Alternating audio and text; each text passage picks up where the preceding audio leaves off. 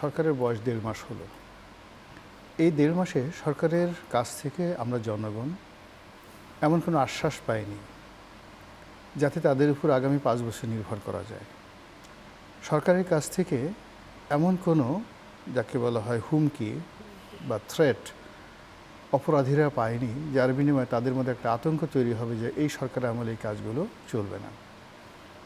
বরং সব জায়গাতে একটা এতটা ঢিলাঢালা, এতটা দায়িত্বহীন এবং একটার সঙ্গে আরেকটা সম্পর্কহীন, যেটাকে বলা হয় break of chain of command, যেভাবে সরকার চলছে, যেভাবে পার্লামেন্ট চলছে, যেভাবে জুডিশিয়ারি চলছে এবং আমাদের জনজীবন যেভাবে চলছে, অবস্থা দৃষ্টি মনে হচ্ছে যে আমরা ইতিহাসের স্মরণকালের সবচেয়ে ভয়ঙ্কর মানব যে বিপর্যয়, মানবিক বিপর্যয়, যেটাকে বলা হয় হিউম্যান ট্রাফিক জ্যাম, এই হিউম্যান ট্রাফিক জ্যামে আমরা পড়তে যাচ্ছি।